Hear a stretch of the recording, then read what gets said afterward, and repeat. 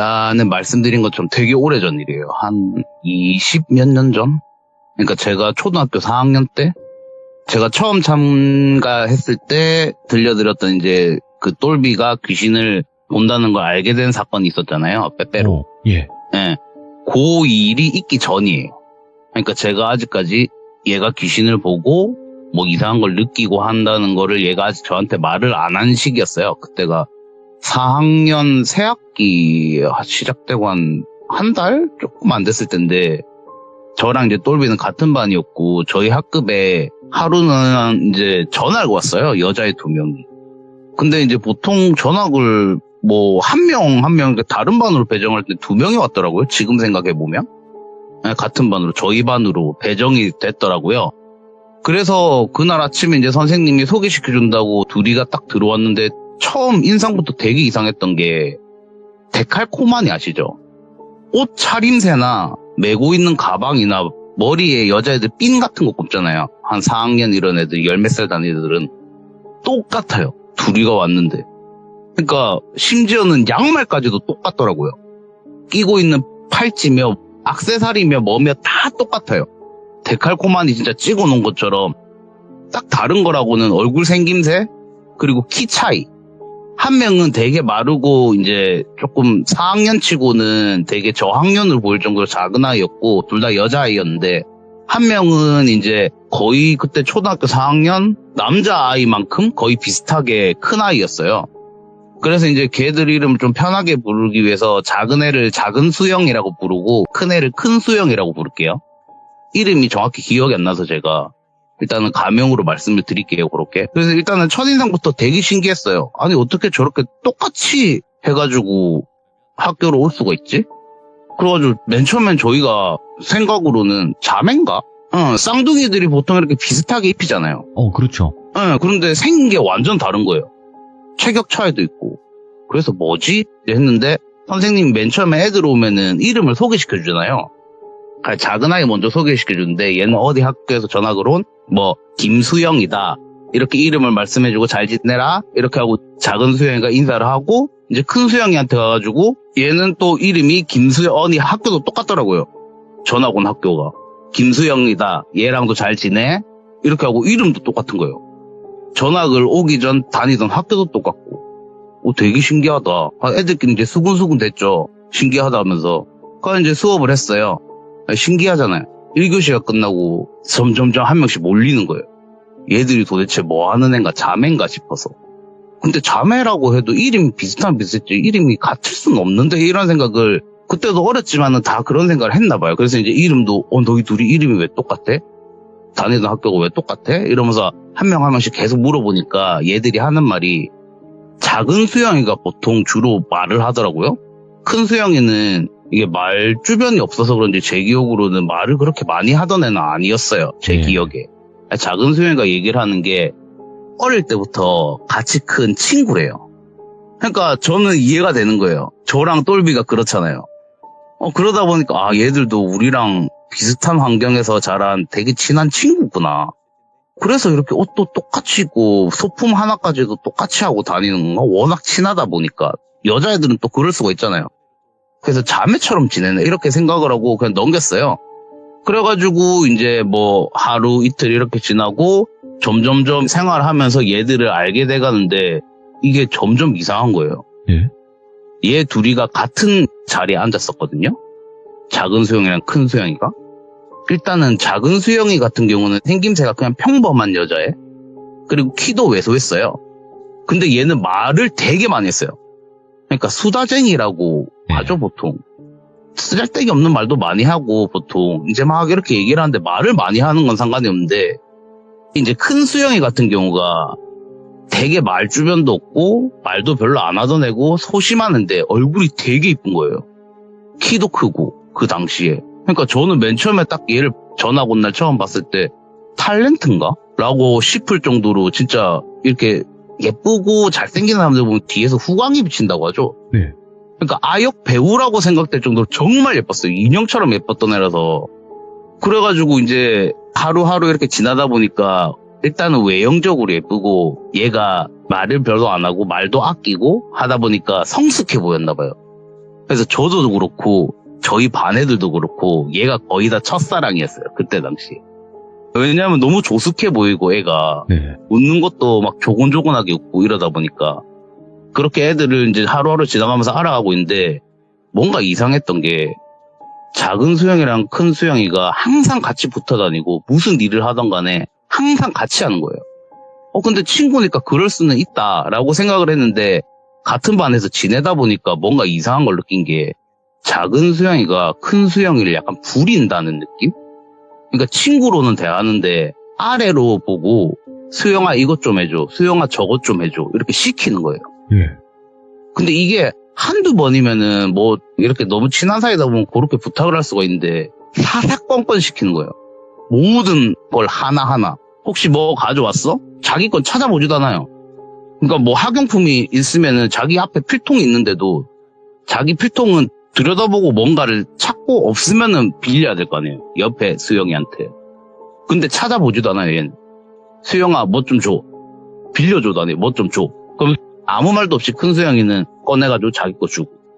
그리고 책 같은 경우도 교과서가 있으면은 교과서를 찾아보고 이게 어딨지? 찾아봐야 되는데 수영아 국어책 좀 줘. 수영아 수학책 좀 줘. 그냥 수영이 걸 갖다가 쓰는 거예요. 자기 것 마냥.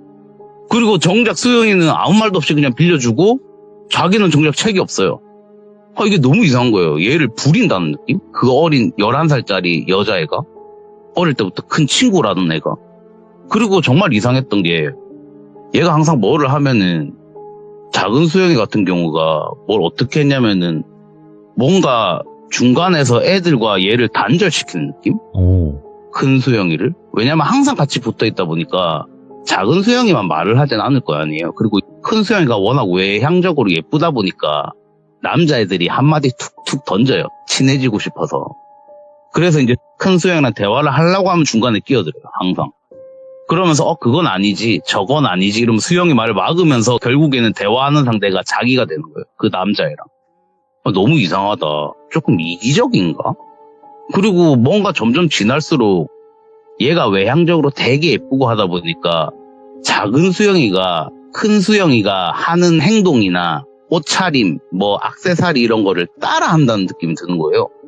그러니까 똑같은 걸 사서 똑같이 입는다? 약간 이런 느낌? 질투를 하나? 이런 생각이 들 정도로 너무 간섭도 많이 하고 큰 수영이를. 근데 큰 수영이는 한마디도 안 하더라고요. 그냥 참고 그냥 뭐 투정 한 번 안 하고 웬만하면 이제 싸움 날 법한 상황인데도 무조건 얘가 지고 들어가더라고요. 그래서 되게 이상하다. 그러다 보니까 학급 저희 애들 사이에서는 작은 수영이는 성격적으로 좀 나쁜 애고 큰 수영이가 어른스럽게 잘 참아주고 이해를 하고 그러니까 더 인기가 많아진 거예요. 그러니까 왕래는 작은 수영이가 더 많은데 오히려 인기는 큰 수영이가 더 많아졌던 거예요. 남자애들 같은 경우는 당연한 거고 여자애들도 예쁜 애를 보고 이러다 보면은 자기도 저렇게 되고 싶다 이런 생각을 가지잖아요. 애들 네. 막연하게. 게다가 같은 또래 같은 여자애니까. 그러니까 그런 느낌이 약간 있었어요. 학급에. 그래가지고 그러고 있는데 그러다 보니까 당연히 남자애들 같은 경우는 작은 수영이 별로 재수없어 이런 느낌이었고 큰 수영이 정말 예쁘고 진짜 거의 국민 여동생급의 첫사랑 모두가 그러니까 다 좋아하는 애였어요. 말은 못 섞어도. 근데 정말 이상했던 게 저희 반에 똘비가 있었잖아요.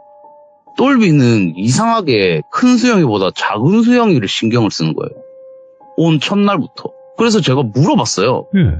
항상 같이 다니니까 별의별 얘기도 다 했으니까 어릴 때부터 워낙 친하게 지내서 집에 가면서 똘비야 나 할 말 있다고 하고 뭔 얘기냐고 그랬더니 나 좋아하는 사람 생긴 것 같아 이렇게 얘기했더니 얘가 누군데 이러길래 저기 우리 반에 그 큰 수영이 정말 네. 괜찮지 않냐고.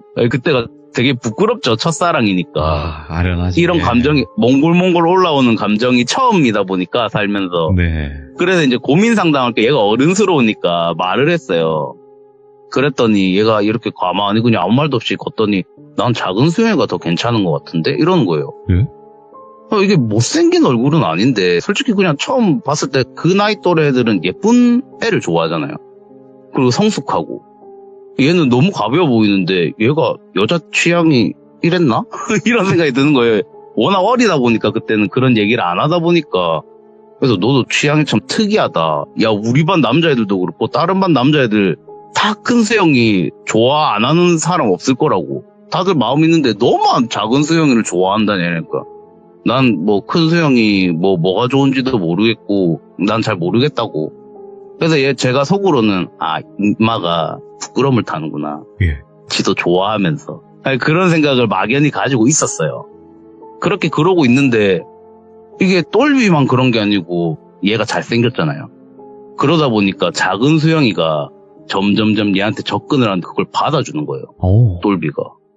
언젠가부턴가 같이 뭐를 사 먹으러 가고 뭐 체육 시간에도 같이 늘 붙어 있고 얘기도 자주 하고 그러다 보니까 작은 수영 입장에서는 좋죠. 학교에서 제일 잘생긴 애가.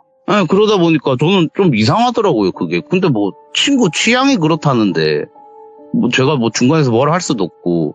그래서 그렇게 지났어요. 그리고 얘들이 온 지 한 달 정도가 지났을 때쯤이었나? 작은 수영이가 한 일주일 전에 자기가 일주일 뒤에 생일이래요. 예. 그래가지고 생일 파티를 할 건데 자기 집에서 한대요. 일주일 뒤에.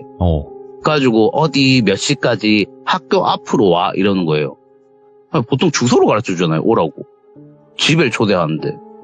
아니 집 주소를 알려줘야지 가지 학교 앞에 왜 모이라고 해. 그러니까 주소는 상관없으니까 그냥 그 몇 시 때까지 학교 앞으로 오래요. 일요일날. 알겠다?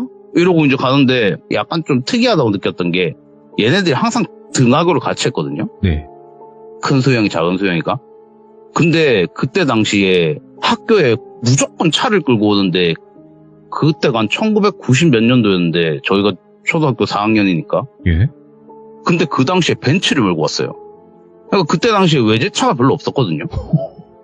그랜저 XG만 해도 어마무시한 아니에요. 차인데? 벤츠였어요. 벤츠 E클래스였던 것 같아요. 그때 당시에. 예. 기억은 안 나는데 외제차였어요. 벤츠인 건 확실한데 모델명까지는 정확하게 모르겠고 하여튼 되게 값비싸 보이죠. 그러니까 생전 처음 보는 차. 예. 검은색 세단. 그래갖고 얘네 집이 되게 잘 사나? 약간 이런 생각이 들고 항상 등하교도 같이 하더라고요. 얘네 둘이 그 차 타고. 항상 하교하고 이제 애들 막 몰려나가면은 학교 정문 앞에 그 세단 딱 대져 있고 벤츠. 둘이서 딱 타고 가고. 그럼 기사까지 있단 거 아니에요. 아니면 아버지거나. 근데 그 시간에 가장이 뭐 퇴근하는 시간도 아닌데 올 수는 없는 노릇이고. 되게 잘 사는 집인가 보다 막연하게 생각을 하고 있었는데 그날 이제 몇 시까지 학교 앞에 와 해가지고 갔더니 얘가 오라고 한 이유가 버스 30인승짜리 있죠? 그거를 대절을 해가지고 2대가 있는 거예요. 그러니까 애들 태우고 가려고 자기 집으로 생일 때. 이게 그러니까 클래스가 다른 거죠. 클래스가. 이게 무슨 일이야 싶하고 저희는 이제 타라고 하길래 기사님이 2분이 애들 다 이제 타라고 타세요. 이렇게 조심하게 타세요. 뭐 앉아갖고 안전벨트 하세요. 이래가지고 이제 안전벨트 하고 한 30분인가 40분 버스 타고 갔어요. 갔더니 집이 저희 드라마나 영화에서 보면은 그 서울의 부자촌 보면은 네. 도심 한가운데 대저택 있잖아요. 막 정원 딸려 있고. 예. 그 철문 막 손잡이 막 사자 모양으로 돼 있고 벨 울리면 막 그 부잣집 벨 소리 나고 이런 대저택인 거예요. 도착했는데. 그 애들 다 넋이 나갔죠. 그 몇십 명이. 저도 그렇고. 이게 뭐야? 이게 누구 집이야? 이러고 탁 들어갔는데 작은 수영이네 집인 거예요. 그래갖고 와 이게 뭐야? 이렇게 하고 있는데 탁 들어갔더니 진짜 그냥 영화나 드라마에서 보던 것처럼 막 그 정원이 되게 넓었거든요. 제 기억에. 거기에 긴 테이블 해가지고 음식 막 진짜 별거 다 깔려있고 그러니까 영화에서 보면 막 만찬이라고 하죠. 파티하는 것처럼. 초등학교 4학년짜리의 생일 파티를 그렇게 하는 거예요. 그러니까 다 넋이 나갔죠. 그 옛날에 아니 이게 도대체 뭐야? 이러고 나중에 알고 봤더니 작은 수영이네 아버지가 대기업에서 중소기업 그 사이 되게 매출이 좋은 회사 사장님이신 거예요. 아 충수구나. 예. 응. 와 대박이다. 부자는 처음 봤거든요. 그때 태어나가지고. 왜냐면 저희는 똘비랑 산골 동네 살았으니까. 와 눈이 진짜 휘둥그레지더라고요. 와 대단하다. 이러고 이제 막 생일 파티 하고 케이크 자르고 이러는데 케이크 2개를 갖고 나오는 거예요.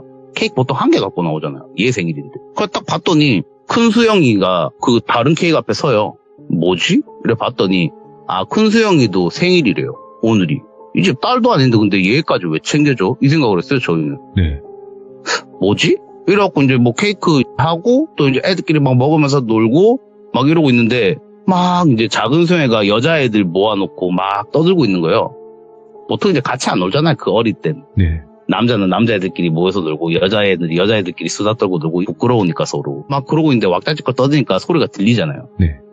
막 이제 애들이 작은 수영이 둘러싸고 와 너네 집 진짜 좋다고 너 이렇게 부자였냐면서 와 막 저기 가봐도 돼? 이러면서 막 이렇게 물어보고 있으니까 뭐 별거 아니라고 아버지가 뭐 회사 하시고 항상 어릴 때부터 살아서 난 잘 모르겠어 이런 식으로 막 얘기하면서 하는 말이 근데 큰 수영이 왜 같이 너희 집에서 생일 잔치를 해? 이랬더니 친구기도 하고 하면서 말하는 게 큰 수영이 아버지가 얘네 집 기사래요. 운전기사. 예. 그러니까 항상 그 벤츠 타고 등하교 시켜지던 분이 그 큰수영이네 아버지였던 거예요. 네. 그래서 제가 그 얘기를 듣고 되게 의아한 거예요. 왜냐면은 작은 수영이랑 똘비가 되게 친하게 지냈다 했잖아요. 이상하게도. 그러다 보니까 작은 수영이가 똘비한테 마음이 있으니까 똘비한테 이제 하교할 때 저랑 같이 가잖아요. 저희가 걸어서 15분 산골짜기 동네다 보니까 학교에서 되게 멀었어요. 걸어서 오르막길이도 했고. 그래서 저희가 몇 번 차를 얻어 탔거든요. 저희 집까지. 그래서 똘비 덕분에 저는 이제 차를 얻어 탔는데 얘가 아까 전에도 말씀드린 것처럼 지내다 보니까 얘를 되게 하대한다는 느낌이 들었잖아요. 근데 차 안에서도 막 그랬거든요. 큰 수영이한테 작은 수영이가 막 이제 똘비랑 막 얘기하다가 차 안에서 수영아 저것 좀 줘. 막 이것 좀 줘. 이러고 막 툭툭툭 쳐요. 친구 사이인데. 그러니까 누가 봐도 무례할 정도?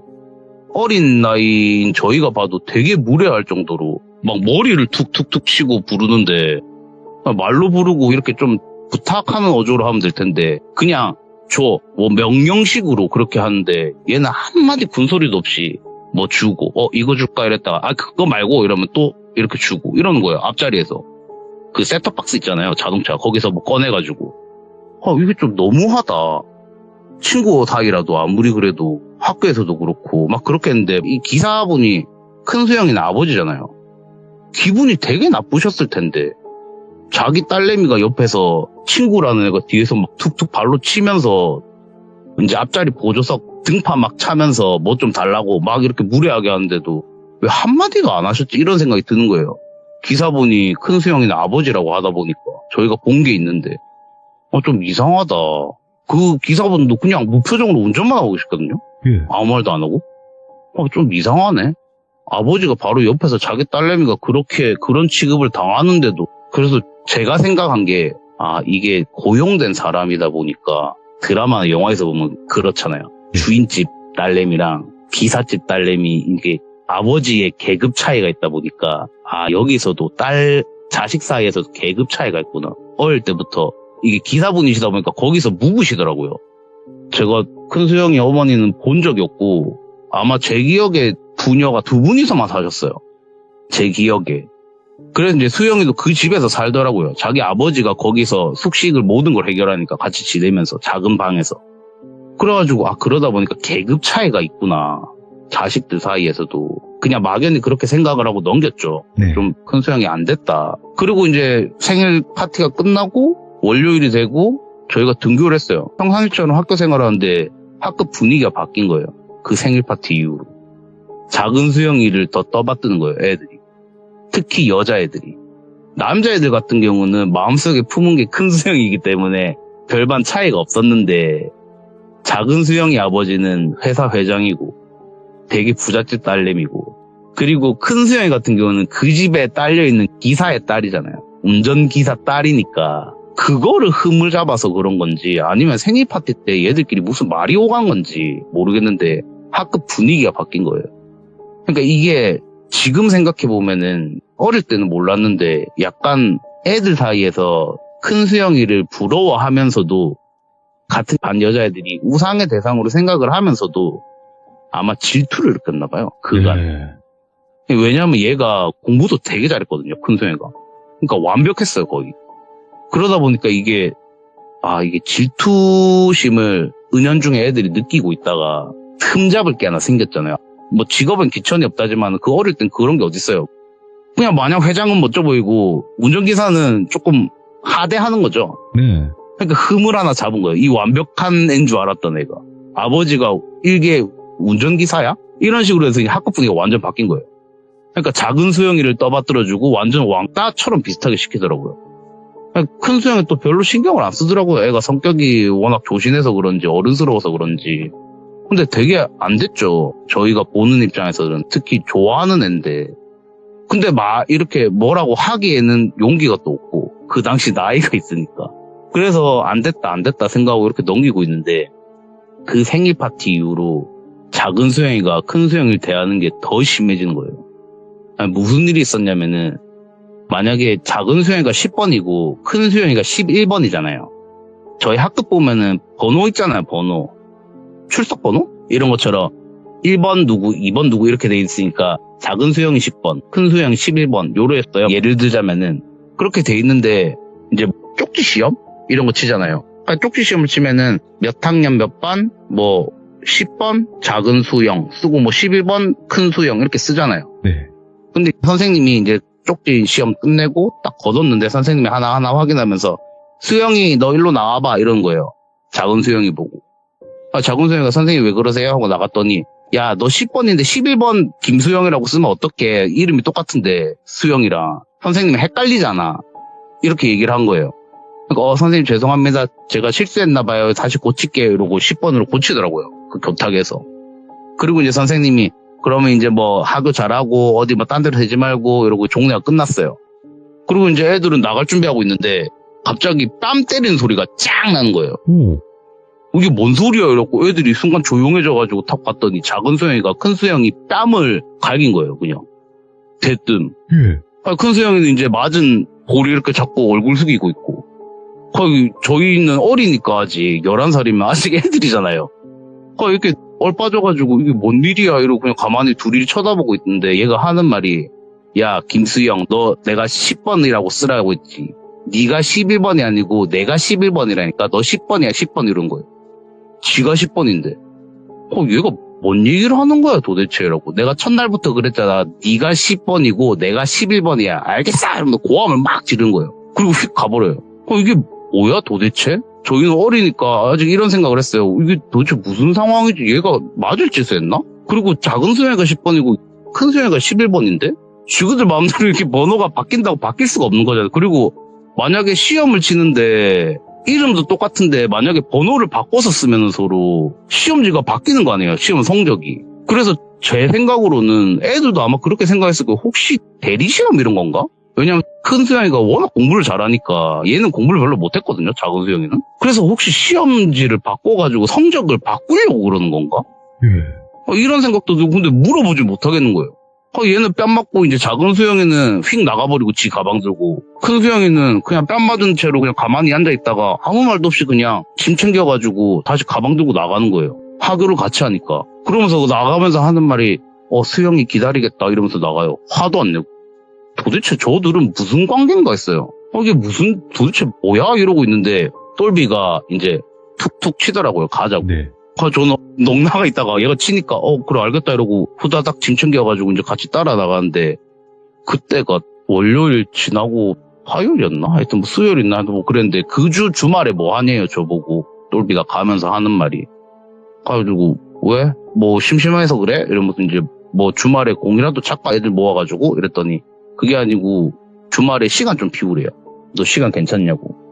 얘가 어디 가자고 하는 애가 아니었거든요. 왜 무슨 일인데 어디 가려고? 뭔 일 있어? 이랬더니 작은 수영이가 주말에 같이 놀재요. 자기 보고 얘기를 했던 거예요.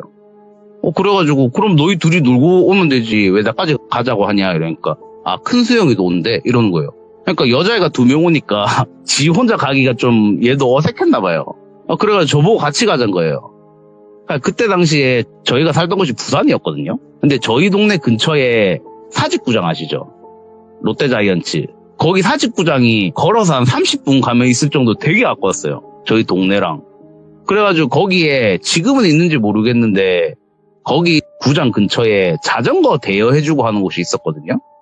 그래서 거기가 이제 저희 초등학생이나 이런 애들이 놀기가 좋았어요. 되게 자전거 빌려가지고 타고 뭐 애들한테 이런 표현이 좀 이상하게 나왔는데 데이트하기 좋은 장소? 그러니까 자전거를 빌려가지고 이제 거기 주변에 돌면서 뭐 먹을 것도 사 먹고 같이 이제 놀고 공원도 있으니까 뭐 그렇게 많이 하던 곳이었어요. 거길 놀러 가기로 한 거예요. 예. 저희 4명이서. 그러니까 저도 큰 수영이가 온다니까 제가 좋아하잖아요. 그래가지고 뭐 작은 수영이는 마음에 안 들지만 오늘 있고 좀 그렇긴 하지만은 뭐 큰 수영이도 나온다니까 그날 갔어요. 저희 4명이서.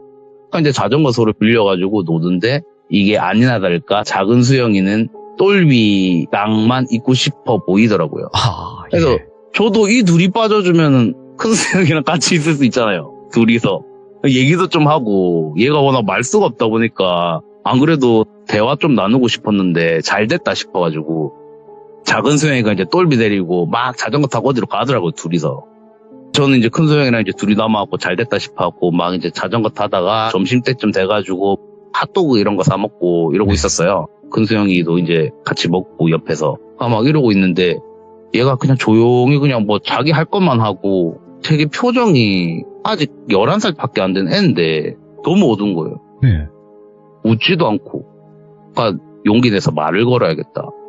그때 일도 그렇고 물어볼 게 너무 많잖아요. 도대체 너희들은 무슨 사이인지도 알고 싶고.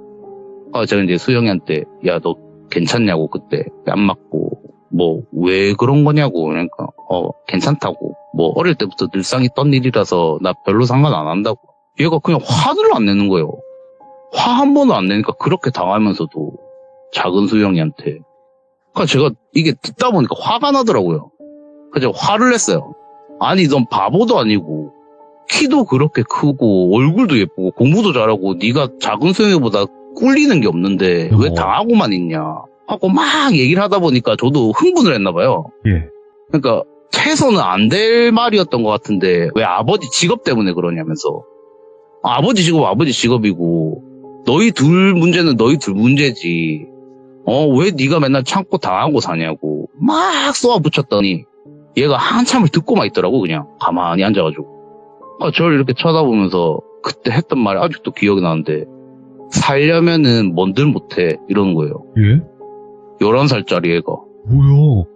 살려면은 뭔들 못해 이러는 거예요. 저보고 가만히 쳐다보면서. 이해가 안 되죠. 이게 뭔 말이야. 살려면은 뭔들 못해가 뭔 뜻이지 이러고 제가 이제 야 그게 무슨 말이냐고 하니까 아니라고 됐다고 괜찮다고 하고 이제 저는 그 얘기 듣고 얘기 조금 하다가 또 그 큰 수영이네 아버지가 벤치 몰고 데리러 오셨더라고요. 저희 집에도 데려다 주시고 이제 얘들은 갔어요. 하고 저도 똘비랑 빠이빠이 하고 집에 와가지고 자기 전에 이제 가만히 누워 생각을 해봤어요. 도대체 뭔 얘기지 그게 아까 했던 얘기가 수영이가 살려면은 뭔들 못해가 뭔 뜻이야 이런 생각을 했어요. 그래가지고 한참을 생각하다 보니까 이게 저도 주워 들은 게 있잖아요. 어릴 때부터. 그러니까 이게 내가 생각한 게 맞구나. 아버지가 그 회장님의 운전기사다 보니까 얘가 참고 사는구나. 그런 생각이 든 거예요. 어린데도. 이게 얘가 참는구나. 혹시라도 얘랑 싸우고 사이가 틀어지면 얘가 잃을 거 아니에요. 작은 수영이가 자기 아빠한테. 그러면 자기랑 자기 아빠 단 둘이 사는데 자기 아버지가 만약에 해고라도 당하면 이 두 부녀는 뭐 먹고 살아요. 그러니까 그 어린 나이에도 그런 생각이 드는 거예요. 곰곰이 생각을 하다 보니까. 그래서 얘가 화가 나도 참고 사는구나. 너무 안 됐다. 앞으로 더 잘해줘야지. 그리고 잘 됐으면 좋겠다 나랑. 이런 생각을 하면서 이제 다음 꿈에 빠져가지고 더 내일부터 잘해줘야지 하고 잤어요. 그리고 이제 주말이 끝나고 학교를 다시 갔죠. 네. 선생님이 이제 조례하잖아요, 아침에. 수영이 둘이 등교를 안 해요. 무슨 일이지? 이제 저희는 이렇게 앉아있는데 수영이 두 자리가 비어 있는 거예요. 애들도 아무도 모르죠. 왜 얘들이 안 왔는지. 선생님이 하는 말이 수영이네가 사고가 났대요, 둘이. 교통사고가. 무슨 말이지? 이랬더니 저희 그때 데려다 주고 그때 그 사직 운동장에서 놀았잖아요. 자전거 타고. 네. 놀고 저희 집에 데려다 주고 가는 길에 교통사고 접촉사고가 났대요. 차가. 그러니까 세 분이 타고 있잖아요. 수영이 2명, 기사 아저씨 1명. 교통사고가 났는데 되게 간단한 접촉사고였나 봐요. 네. 근데 큰 수영이랑 큰 수영이 아버님 멀쩡한데 작은 수영이가 같은 차에서 같이 사고를 당했는데 의식불명이래요. 저희는 어린 입장에서 일단은 아프다고 하니까 근데 뭐 현실 감각이 없잖아요. 엊그제까지도 보냈는데 예. 저 같은 경우는. 제가 이제 선생님 얘기 들으면서 똘비가 제 옆자리니까 툭툭 치면서 똘비야 야 이게 뭔 일이냐 이러고 딱 봤더니 얘가 작은 수영이를 좋아했잖아요. 근데 표정이 아무 변화가 없어. 그냥 무표정이에요. 뭐 슬퍼 보이는 표정도 아니고 꼭 가만히 봤더니 얘가 고개를 끄덕끄덕거리더라고요. 마치 알고 있었다는 것처럼 사고가 날 거를. 저는 이때 당시엔 얘가 뭐를 보고 느끼는 걸 모르니까 얘가 왜 이런 표정이지? 자기가 좋아하는 여자애가 다쳤다는데? 그리고 저 같은 경우도 얘기를 듣다가 큰 수영이가 그 차에 타고 있다니까 되게 걱정이 됐거든요? 근데 안 다쳤다고 하는데도 걱정이 되는 거예요. 일단 차 사고가 났다니까. 근데도 작은 수영이를 좋아해 보이던 똘비는 작은 수영이가 의식불명이라는데도 얘가 아무 표정 변화도 없고 슬퍼 보이지도 않고 그냥 고개만 끄덕끄덕거리고 있는 거예요. 알고 있었던 것처럼. 너무 이상하다. 그리고 이제 그냥 그렇게 점점점 세월이 흘러가지고 그 일은 잊혀졌어요, 그냥. 그리고 얘들이 어떻게 된 거지 하다가 저도 이제 수영이네 일이 다 머릿속에 지워져 버리니까 그때 빼빼로 사건 이후에 이제 얘가 뭔가를 보고 느끼는 걸 알고 난 뒤에도 수영이 얘기는 이제 기억에서 지워진 상태니까 안 물어봤어요. 워낙 그때 막 다른 귀신 보고 얘가 좀 스펙타클했잖아요. 같이 살면서. 그러다 보니까 점점점 잊혀진 거예요. 당시에 겪었던 일들만 계속 얘기하고 대대이다 보니까. 그러다가 정말 우연찮게 제가 20살 딱 대학교 1학년 됐을 때 똘비는 이제 그때 공고 나와가지고 바로 취업을 했었거든요. 그러니까 제가 이제 20살 딱 대학교 1학년 한창 이제 대학생활 즐기고 있을 때 명절이 됐어요. 추석이었나 설날이었나 그랬는데 보통 이제 가면은 어른들끼리 친척들끼리 모여가지고 술 먹잖아요. 제사 음식 이제 튀김 이런 거 한주로 해가지고 모여가지고 막 술 먹고 있는데 저희 아버지네 사촌 형제분들이 3분이 계세요. 남자 형제 3분. 근데 그 집이 되게 특이한 게 다 선생님이시거든요. 네. 그 집이 선생님 집안이세요. 그러니까 저는 아재라고 부르거든요. 이름 앞에 붙여가지고 무슨 아재 이러는데 이제 큰 아재랑 둘째 아재는 고등학교 선생님이시고 막내 아재가 초등학교 교사세요. 그래가지고 이제 저가 성인이 됐잖아요. 예. 그러다 보니까 뭐 제 이름 부르면서 깡남아 뭐 이제 너도 이제 다 컸다면서 술 한잔 받으라면서 이래 막내 아재가 저한테 술을 주신 거예요. 감사합니다 이러고 이제 넙죽넙죽 받아 마셨죠. 조금 한 딸딸하게 취했을 정도의 막내 아재가 이제 저랑 같이 막 먹다가 아 맞다 깡남이 너 무슨 초등학교 나왔지 이러는 거예요 저한테. 갖고 맞다고 부산에 무슨 초등학교 나왔다고 왜 그러시냐고 그랬더니 혹시 너 수영이라고 알아? 김수영? 이러는 거예요 저보고. 저는 그때가 세월이 벌써 한 10년 가까이 지났을 때니까 20살 때도 김수영? 누구지? 동창인가? 막 이렇게 생각하다가 딱 떠오른 거예요. 그 데칼코마니 수영이. 기억난다고. 그 4학년 때 같은 반이었는데 근데 막내 아재가 어떻게 하세요? 이랬더니 아는구나 이러는 거예요 저보고. 이게 무슨 일이지 싶었더만은 알고 봤더니 4학년 때 저희 담임 선생님이 동기시래요. 네. 저희 막내 아재랑. 남자 선생님이셨거든요. 저희 네. 담임 선생님이. 갖고 그때 뭐 시기적으로 언제 만났다고 얘기는 안 하셨는데 동창회를 하셨나봐요. 같은 동기다 보니까. 이제 대학교 동기들끼리 모여가지고 같은 기수끼리 선생님들끼리 모여가지고 술 한잔 하면서 얘기하다가 되게 좀 친분이 있는 사이셨나봐요. 동기 사이에서도. 그 두 분이 저희 담임 선생님이랑 막내 아재분이. 그래갖고 이제 술 한잔 하면서 막 얘기하다가 저희 담임 선생님이 막내 아재한테 얘기를 했대요. 내가 살면서 그때가 뭐 이제 초등학교 교사한 지 뭐 몇 년 되셨을 거 아니에요, 연차가.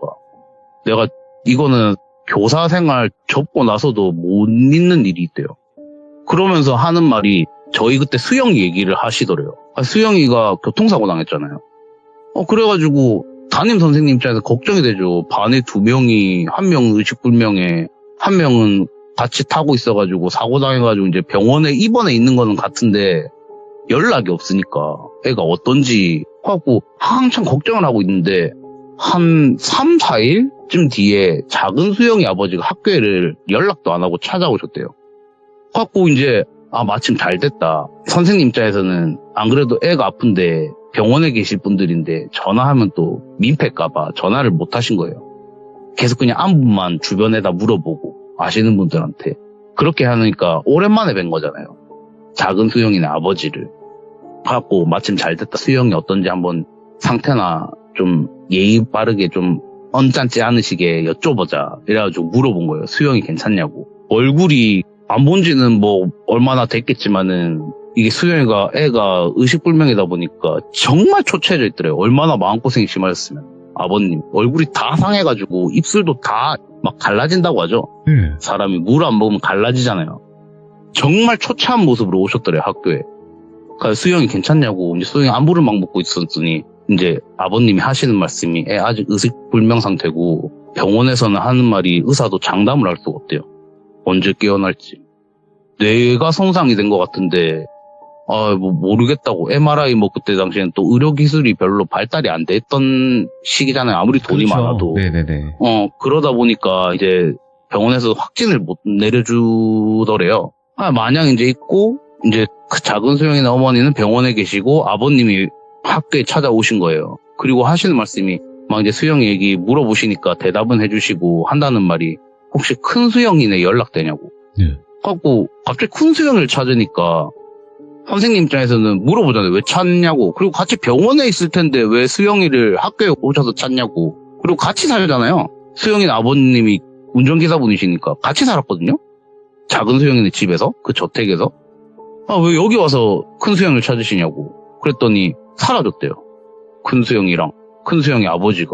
사고 나고 분명히 자기 딸이랑 입원을 같이 했는데 하루인가? 이제 뭐 병원 수속받고 왔더니 잠깐 자리 비운 사이에 둘이 퇴원을 했대요. 그리고 병실이 다르잖아요. 얘는 중환자실이고 이 큰 수영이랑 큰 수영이 아버지는 일반 병실이니까. 잠시 한눈판 사이에 둘이가 퇴원 수속받고 가버렸던 거예요. 그때 당시에 뭐 휴대폰이 널리 보급되어 있는 시대도 아니고 그리고 같이 살았으니까 찾아가 볼 집도 없는 거예요. 주소를 모르니까.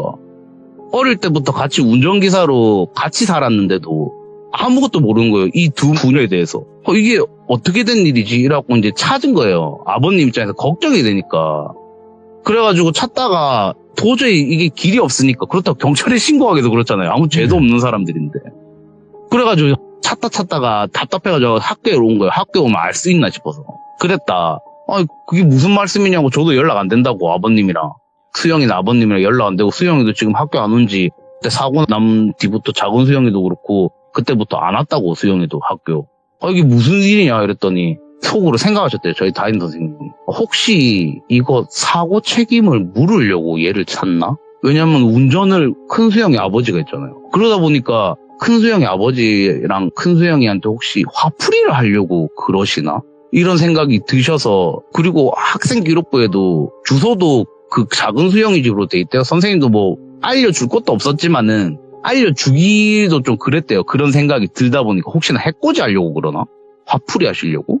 그래서 조심스럽게 여쭤봤대요. 아니 근데 아버님 왜 그러시냐고. 그랬더니 작은 수영이 아버지가 한참을 말이 없으시다가 선생님이 미친놈 같겠지만은 제 얘기 한번 들어봐 주실 수 있냐고. 그러면서 하시는 말씀이 가관이더래요. 그리고 이제 했다는 말이 작은 수영이네 아버지가 옛날부터 재산이 많았던 게 아니래요. 옛날에는 작은 공장? 직원 한 2-3명? 이런 공장을 운영하시던 분이었대요. 담임 선생님 이제 저희 아지한테 해준 말에 의하면은 이제 작은 수영이 그때 태어나기 전이었고 결혼을 한 상태였대요.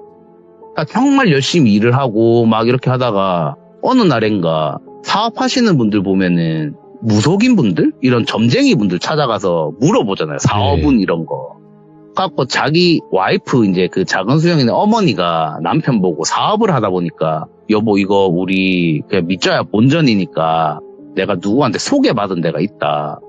되게 사업은 이런 것도 잘 맞추고 앞날을 예측을 잘 한다더라. 왜냐면 고생은 고생대로 하는데 회사가 커질 생각을 안 하니까 답답하셨나 봐요. 제 생각으로는. 그래서 이제 아버지도 맨 처음에는 그냥 거절거절 하시다가 그런 건 미신이라고 다 거절하시죠. 보통 남자분들은. 근데 하도 설득을 하고 답답하다 보니까 두 분이서 찾아가신 거예요. 갖고 용하다는 무속인 분을 찾아갔더니 되게 점괘를 잘 이렇게 해줘가지고 그걸 그대로 했더니 사업이 진짜 쑥쑥 크더래요. 진짜 그 덕분인지 아니면 그냥 그거를 발판 삼아서 좀 용기를 얻어서 잘하신 건지 모르겠지만은 그러다 보면 사람이 어떻게 든 맹신을 하게 되잖아요. 이분을. 매년 찾아갔대요. 뭐를 할 때마다. 뭐 사업부지 선정도 이분한테 가가지고 여기 괜찮겠습니까? 저기 괜찮겠습니까? 여기 뭐 돈이 굴러 들어온 자리다 이러면 거기 딱 매입하면은 거기 공장 차리면 진짜 잘 되고. 그러니까 사업이 점점점 진짜 막 계속 기하급수적으로 커진 거예요. 그러다 보니까 그 정도의 부를 쌓으시는 거예요. 그렇게 이제 하니까 얼마나 감사해요, 이분한테. 정말 이분 때문에 어떻게 보면 사업에 성공했다고까지 생각을 하신 거예요, 이 두 분이. 그래가지고 이제 막 하다 보니까 사업도 날로 번창이 되고 하면 점점 여가 시간이 생기게 되잖아요. 그러다 보니까 결혼한 지가 한참 됐으니까 아기를 가지자. 이래가지고 작은 수영이를 가지신 거예요. 아, 얼마나 귀해요. 왜냐면 그 두 분이 나이가 좀 있으셨거든요. 그때 생일 파티 갔을 때 봤을 때. 그래갖고 늦은 나이에 이제 겨우 아기를 가졌으니까 얼마나 귀해요. 그러니까 아기 태어나고 이제 그 무속인 분한테 찾아가가지고 우리 아기 이름 좀 지어달라고 아니면 이제 우리 아기 사주 좀 봐달라고 간 네. 거예요. 갔더니 이제 생년월일 불러주고 아기 이름 한자 이런 거 다 불러주고 뭐 알려달라는 거 있잖아요. 그 무속인분들 다 말씀드리고 가만히 기다리고 있었대요. 앞에 앉아가지고 3명이서 작은 수영이 아기 때 이렇게 안고 기다리고 있는데 항상 무표정이고 하시던 그 무속인분이 표정이 순간 썩더래요. 그리고 툭 던지더니 야, 이 애는 포기해 이러더래요. 그게 무슨 말씀이시냐고 선생님 그게 무슨 말씀이세요? 이랬더니 너희 딸 11살 되는 해 그 해 못 넘기고 죽는다고. 그게 무슨 말씀이냐고. 청천벽력이잖아요. 얼마나 귀한 딸인데 애가 아니 무슨 뭐 오래 살다가 죽는 것도 아니고 11살이 초등학교 4학년인데 한참 꽃필 나이에 꽃도 못 피워보고 죽는 거 아니에요. 갑자기 그런 말 하니까 당황스럽죠. 그래가지고 막 이제 아니 이게 무슨 말씀이시냐고 무슨 방법이 없겠냐 저희 딸이 왜 죽냐고 그 어린 나이에 무슨 말씀이시냐 이랬더니 가라고 그랬대요. 이거는 사람 명운이 그냥 타고난 거라서 나도 어떻게 못한다고 가라고 괜히 부정 탄다고 이런 애 여기 있으면은 근데 쫓으려고 했대요. 사정사정 하셨겠죠. 두 분이서 얼마나 귀한 딸인데 제발 살려달라고 무슨 짓이든 하겠다고 전 재산도 드릴 수 있다고 살려만 주면 막 애걸복걸하면서 이제 울면서 빌었더니 항상 무슨 방법은 있잖아요. 무속인 분들은 한참을 말을 안 하시다가 말씀을 해주는 게 너희 진짜 무슨 짓이든 할 수 있냐고 나 무슨 짓이든 하겠다. 무속인 분이 한참 말 없으시다가 그 선생님이나 분이 하는 말이 그러면은 살릴 방법이 하나 딱 있대요. 남의 딸 목숨을 바꿔야 된대요. 네 딸이랑. 아버님 입장에서는 같은 자식 키우는 입장이잖아요. 내 자식 살리려고 다른 자식을 죽이라고? 말이 안 되는 거예요. 근데 어머님은 이미 눈이 돌아가신 거예요. 내 딸만 살릴 수 있으면. 그러니까 맨 처음에 아버님이 무슨 헛소리 하시는 거냐고 하고 그 무속인 분이 그러면서 하는 말이 네 딸이랑 똑같은 날에 태어난 애를 여자애를 그러니까 똑같은 나이의 애죠. 예? 그 애랑 사주를 바꿔야 된대요. 와. 멀쩡한 애랑. 그 수밖에 없대요. 네 딸 그렇게 살고 싶으면. 아버님은 당연히 거절하죠.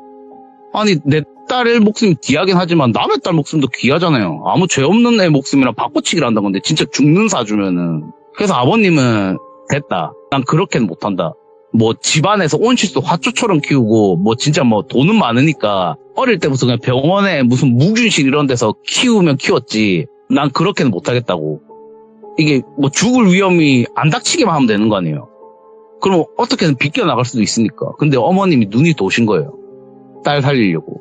그러다 보니까 막 이제 집에 꼭지를 끌고 왔는데도 어머님이 사정사정한 거야. 작은 수영이 아버지한테. 나 여보 얘 없으면 죽는다고 하면서 막 칼로 자기 목도 찌르려고 막 잡기도 하려고 했대요. 내 말 안 들어주면 나 진짜 죽어버리겠다고 같이 수영이랑. 그러다 보니까 아버지 입장에서는 안 되겠다 싶어갖고 이제 지신 거예요. 그러면 이제 가서 얘기를 드렸대요. 그 무속인이란 분한테 마음의 결정했다. 아버님이 이제 근데 그 애를 어떻게 구하냐. 한날 한시에 같이 태어난 애를. 그랬더니 무속인 분이 그거는 내가 알아볼 테니까 돈만 준비하라고. 예. 그래서 찾은 게 큰 수영이었던 거예요. 어디 찾았지? 이게 그러니까 돈이 워낙 많다 보니까 그 아버님이 했던 말이 그 무속인 분이 소개를 해줬대요. 큰 수영이 아버지를. 그러니까 만났더니 하는 말이 노름빛이 되게 많았대요. 큰 수영이 아버지가. 그래갖고 와이프는 도망갔고 예. 그래서 부녀만 살았던 거예요. 부녀만. 엄마는 도망갔고 네. 노름빛이 너무 많고 그냥 노름 그런 정도로 한 가장분이 뭐 손찌검이라도 안 했겠어요. 그러니까 도망가신 거예요. 애 놔두고. 그러니까 그 두 부녀만 있고 완전 폐인이더래요. 처음 만났을 때. 큰 수영이 아버지가. 그래가지고 만남의 자리를 가져가지고 작은 수영이 아버지, 큰 수영이 아버지, 그 무속인 분 3명이서 이제 만나가지고 얘기를 한 거예요. 네. 뭐 연월시 태어난 날이 다 똑같다. 그리고 이름은 바꾸면 된다. 그때 큰 수영 이름이 큰 수영이가 아니었대요. 네. 다른 이름이었대요. 그러니까 이름도 개명을 한 거예요. 오, 예. 똑같이. 그 갓 태어난 애를. 예. 그래가지고 하면서 하는 말이 돈은 얼마든지 달라는 대로 줄 테니까 그러니까 큰 수영이 아버지 뭐 니 딸 사주랑 이쪽 집 딸 사주랑 바꾸자고. 근데 작은 수영이 아버지 입장에서는 그 얘기를 앞에서 듣고 있고 직접 세 명이서 지금 만나고는 있지만은 속으로는 어느 아버지가 자기 딸을 1억 천금을 준다고 해도 바꿀까 했는데 단칼에 한다고 승낙을 했대요. 도박빛에 시달리다 보니까, 예. 그러니까 딸을 팔아 넘긴 거죠. 아이고. 큰 수영이 아버지가. 그러니까 저도 그 얘기를 들으니까 그게 이때까지 있었던 모든 행동들이 다 설명이 되는 거야. 네. 다 무시했잖아요. 지 딸내미가 그렇게 옆에서 핍박받고 하는데도. 아, 그랬구나. 그래서 그렇게 무시하고 이게 직업의 그것 때문에 그런 게 아니구나. 딸을 딸로 생각 안 했구나 그냥. 그러니까 그때는 이제 20살 때 들은 거니까 그게 다 이해가 되는 거예요. 와, 진짜 나쁜 인간이 진짜 개 뭐다 이 생각하고 이제 듣고 있는데, 그래갖고 이제 그런 얘기를 하니까 그게 성립이 되니까 그렇게 이제 운전기사로 해가지고 일상 붙어 있으면서 옷도 똑같이 입히고, 그러니까 똑같은 삶을 살게 한 거예요. 사주 바꾸려고. 그러니까 생일도 그때 파티한 것도 그 작은 수영이가 제가 기억으로 5월달인가 6월달에 생일 파티를 했었거든요. 네. 기억이 잘 안 나는데 그 생일조차도 큰 수영이 생일이었어요. 원래는. 그러니까 이게 완전 그냥 똑같이 만들어버린 거예요. 이 둘의 삶을, 사주를 바꾸려고. 갖고 막 그렇게 얘기를 하다 보니까 선생님이, 아니 근데 이게 믿고 자식으로 떠나서 작은 수영이가 일단은 사주를 뭐 아버님 말대로 바꿨다고 한다면은 이런 말 하면 안 되죠. 큰 수영이가 누워 있어야 되지 않나요? 네. 이렇게 얘기를 했대요. 저희 담임 선생님이. 그러니까 아버지가 그건 나도 모르겠고, 참 나도 이 일 있고 나서 자기도 반신반의했대요. 자기 와이프 때문에 이렇게 했지만은 솔직히 안 믿기죠. 사람 사주를 바꾼다는 게 말이 되는 거냐. 네. 운명을 바꾸는 건데 무슨 뭐 필터 교체하는 것도 아니고 그렇게 쉽게 될 수가 없잖아요. 자기도 안 믿었지만은 와이프가 워낙 강경하게 하다 보니까 그렇게 한 건데, 그러면서 하시는 말씀이 일단은 뭐 사고가 터지고 나서 이제 자기가 생각이 든 게 너무 미안하더래요. 네. 큰 수영이한테. 그래서 찾아다닌 거예요. 사죄하려고.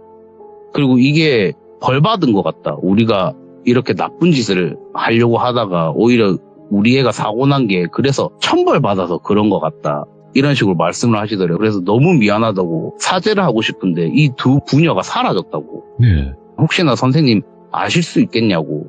막 이렇게 얘기했더니, 일단은 저도 학적 기록부에도 봐도 주소도 아버님 댁으로 돼 있고 연락도 저도 안 되는 상태라고 일단 제가 알아보겠다. 이렇게 얘기를 하는데, 그 아버지가 막 이제 얘기를 하시면서 좀 한탄? 비슷하게 얘기를 하는 게, 자기가 너무 열받아가지고 애 사고 나서 이제 마음 좀 추스리고 한 이틀 뒤인가? 그 무속인 조져야 될 거 아니에요.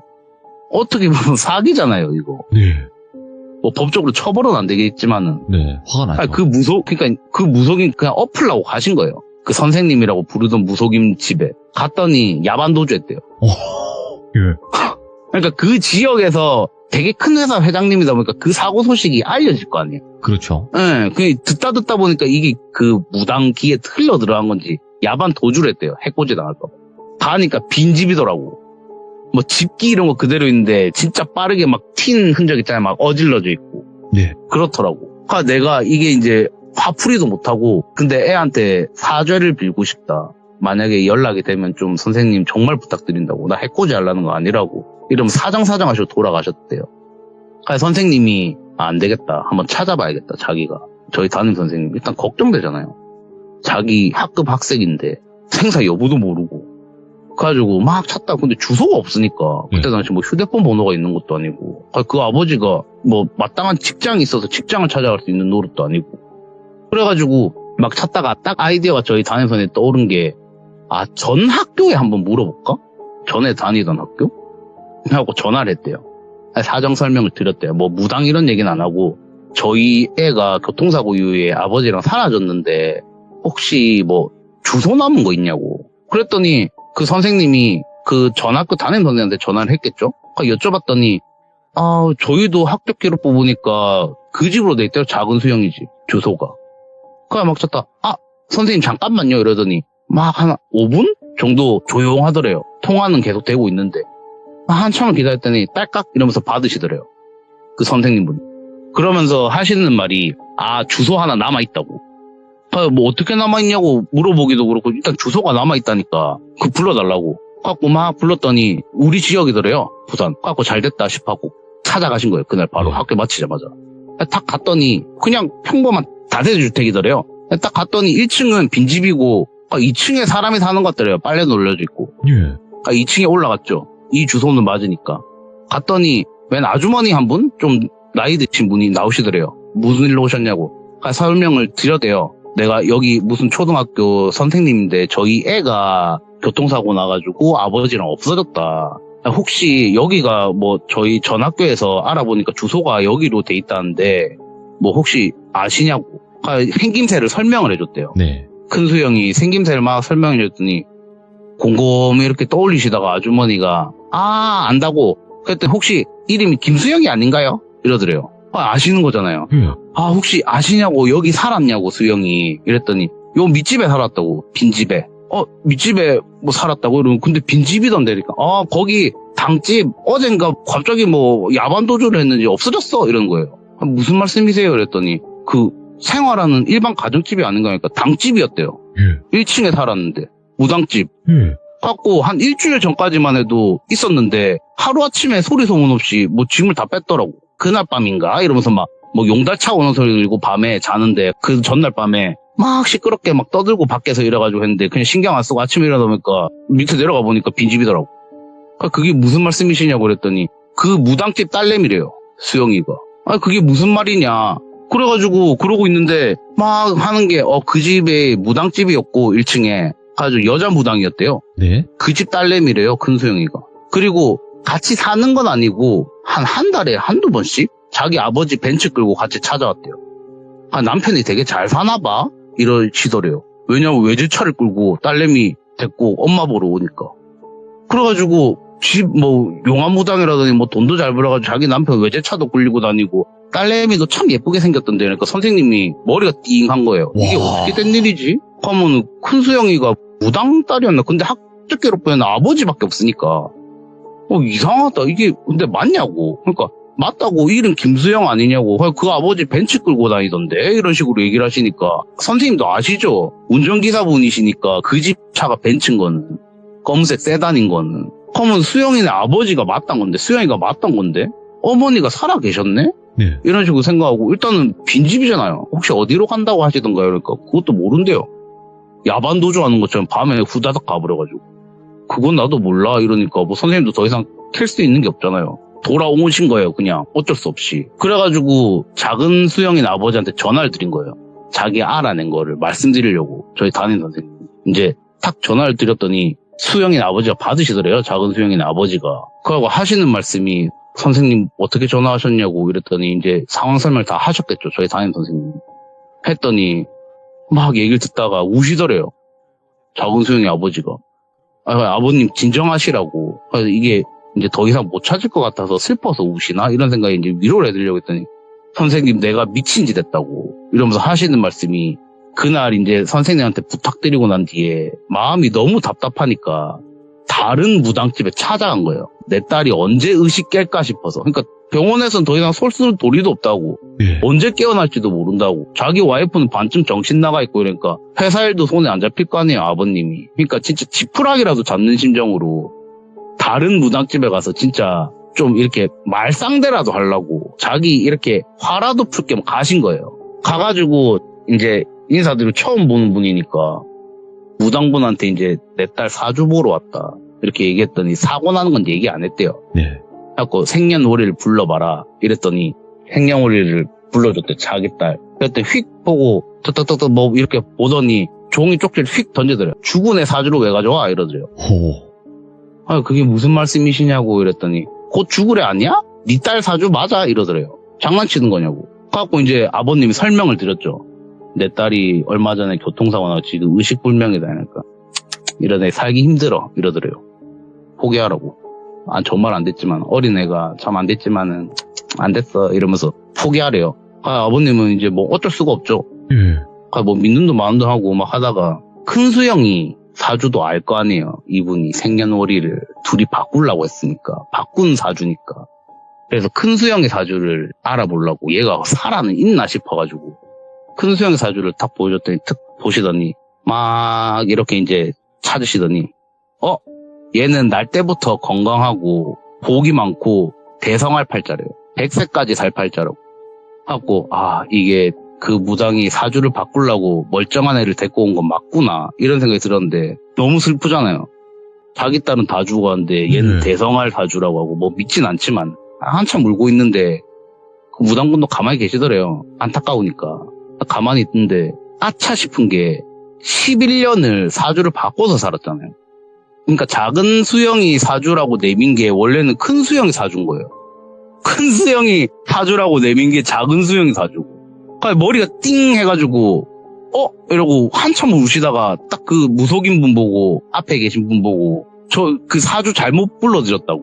무슨 말이냐 무당분이 물으셨겠죠. 이제 상황 설명을 해야 되니까 그 전 무속인 분이 막 이런 나쁜 일이긴 하지만 욕먹을 각오하고 이제 말씀을 하셨겠죠. 그 무속인 분한테. 저희 딸이랑 사주를 바꾸려고 막 이렇게 하다가 했는데 내가 잘못 알려줬다. 사주를 바꿔서 말해줬다. 우리 딸 사주랑 그 애 사주랑 그랬더니 네. 무속인 분이 진짜 쌍욕을 하시면서 화를 내면서 뭐 그런 미친 게 다 있냐면서 하는 말이 지 딸 사주가 무당 그 딸 사주가 죽을 사주니까 때마침 나타난 그 사주랑 바꿔치기 한 거예요. 와. 네 딸 죽을 사주라고. 자기 딸이 죽을 사주인데 자기 딸 사주를 작은 소영이 이게 사주라고 하면서 바꾼 거예요. 야, 완전 밑장 빼겨버렸네, 이거. 밑장 빼기. 하고 아버님은 그게 무슨 말씀이냐고 몇 번을 되물어도 뭐 그 무속인 분은 뭐라 말할 그게 없죠. 그 무당이 자기 딸 사주랑 바꾼 거를 같다고. 네 딸 사주 원래 멀쩡했다고. 이거 100세까지 사는 명줄 되게 긴 사주래요. 뭘 하든 다 되고 잔병치레 한 번 없는 건강한 사주인데 이 건강한 사주를 얘가 사기를 친 거면은 왜 사기를 쳤겠냐고. 얘랑 아픈 애랑 이거랑 바꿨단 건데. 그러니까 아버님이 그 얘기를 듣고 선생님이 전화해가지고 얘기한 걸 들었잖아요. 찾아가 보니까 무당집이더라. 무당집 딸이던데. 그러니까 그게 다 연결이 되니까 아 이랬구나 띵 하고 머리가 그냥 터지신 거예요. 아버님. 예. 완전 속아가지고 자기 딸 멀쩡한데 그 사주를 바꾼 거예요. 그러니까 이게 정리를 해보니까 그 이제 큰수영 어머님이 애를 낳았는데 자기 딸 사주가 11살에 객사할 팔자예요. 네. 무당이시니까 알 거 아니에요. 자기 딸 사주를 봤겠죠. 살리고 싶을 거 아니에요. 한참을 고민하고 있는데 마침 단골이었던 작은 수영이네 부모님이 와가지고 저희 딸을 얼마 전에 낳았는데 우리 애 사주 좀 봐달라고. 봤더니 내 딸은 곧 11살이면 죽을 팔자인데 병치레 막 하다 죽을 팔자인데 얘는 잔병치레 하나 없고 돈복도 붙어있고 100세까지 살 팔자네. 욕심이 났겠죠. 예. 그러니까 순간 이제 사람이면 그랬으면 안 되는데 바꿔버린 거예요. 네. 네 딸 이거 죽을 사주다 거짓말을 쳐가지고.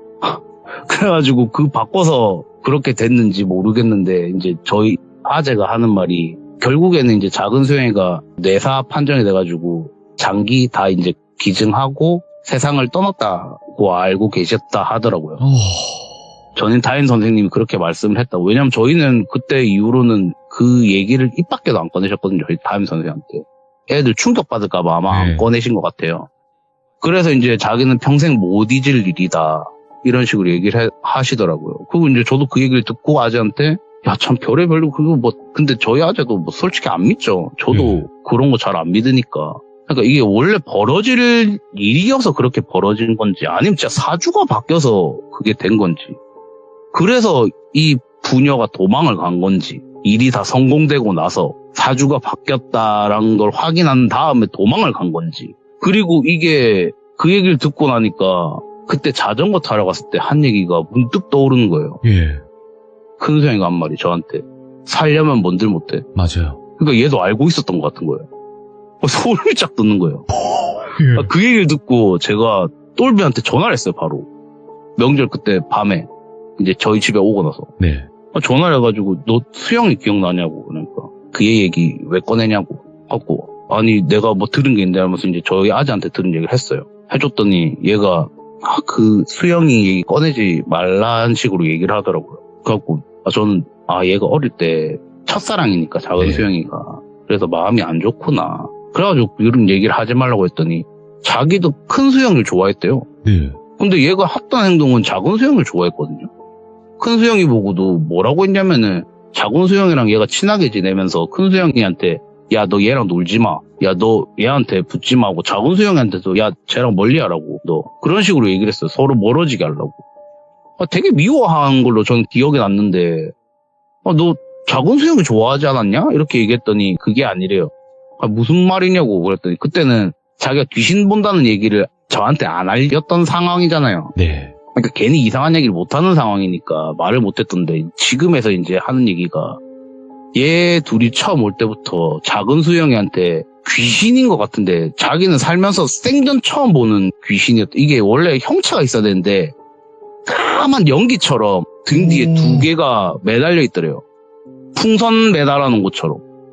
얘는 처음 보는 귀신이야. 귀신인 것 같긴 한데 저게 뭐야? 이러고 이제 보고 있었는데 등 뒤에 매달린 것들이 맨 처음 귀신인지도 몰랐대. 뭔가 이상한 형상이 있는 건 같은데 저게 뭐야? 이러고 있는데 학교 생활 같이 하다 보니까 수업 시간 조용하잖아요. 선생님만 말하고. 근데 그 두 형체가 둘이서 중얼중얼 계속 얘기를 하더래요. 속닥속닥 이렇게. 근데 이게 너무 조용하게 얘기를 하다 보니까 얘기가 안 들리더래요.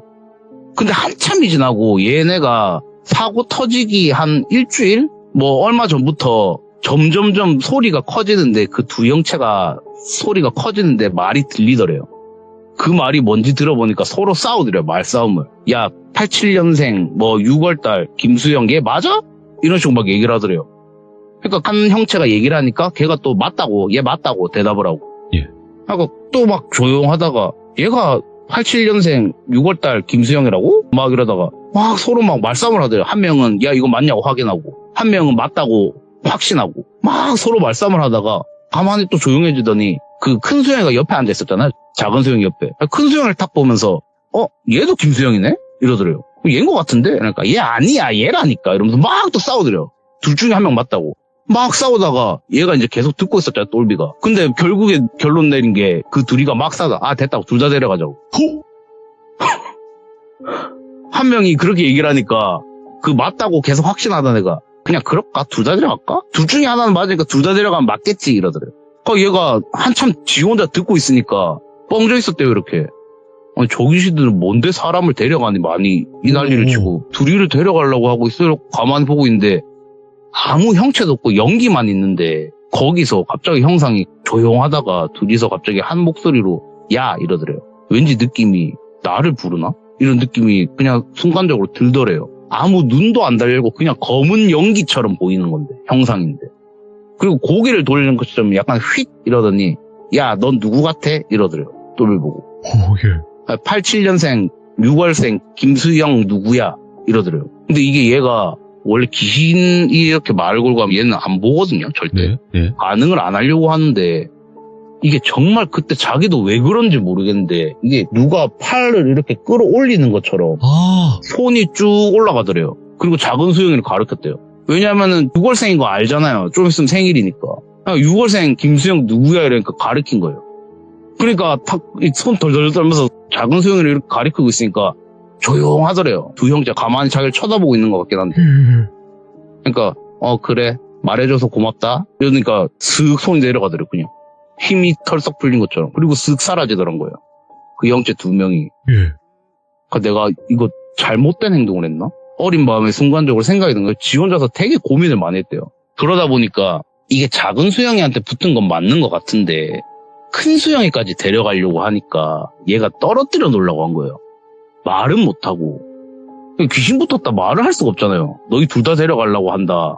근데 작은 수영이한테 붙어 있는 것 같다. 이렇게 얘기를 못하니까 일부러 되게 차갑게 대하고 큰 수영이를 둘이 떨어뜨려 놓으려고 한 거예요. 아, 예. 그리고 작은 수영이랑 계속 붙어 있으려고 한 것도 혹시나 나 때문에 얘가 해코지 당할까 봐.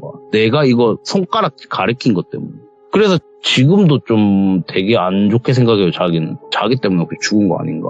내가 그때 손가락질 한번 잘못해가지고. 근데 본인이 한 게 아니잖아요. 자동적으로 그렇게 움직였다라고 하셨으니까. 그런데도 얘는 아직까지도 죄책감에 시달리더라고요. 그래서 그 얘기도 꺼내는 거 별로 안 좋아해요, 얘는. 그 생각도 하는 것도 별로 싫어하고.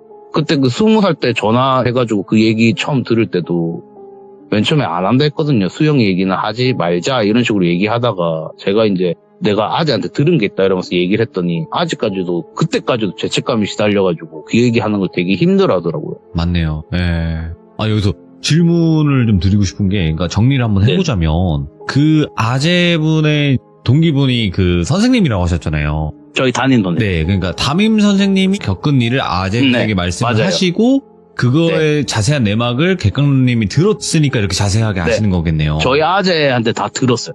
야, 그때 동기 모임 때 뭐 몇 해 전에 들었다 얘기는 안 하시는데 너 무슨 초등학교 나왔지? 이러고 제가 예라고 했어요. 그러니까 너 혹시 무슨 선생님 아냐? 그리고 이제 수영이 아냐? 이렇게 해가지고 이제 저희 담임 선생님이더라고요. 저희 담임 선생님이 자기 동기래요. 그러면서 이제 동기 모임 때 술 한잔 하면서 저희 담임 선생님이 이제 자기는 평생 죽을 때까지도 못 잊을 일이 있다고 교편 내려놔도 그러면서 말씀드린 거래요. 그때 들은 얘기래요. 자, 일단은 객강남님, 숨 좀 쉴게요. 네. 자, 여러분들 진짜 객강남님의 이야기는요. 반전이 여러 개인데 그 반전이 다 맞아 떨어져. 그게 와, 어떻게 이렇게 되지? 아, 진짜로 이 떡밥이 쫙 뿌려져요. 쫙 뿌려지는데 그게 다 회수가 되는데 그 회수되는 횟수가 많아요. 너무.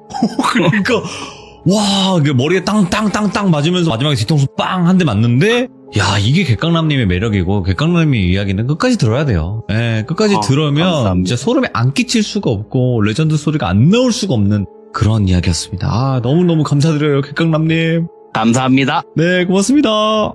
네. 네.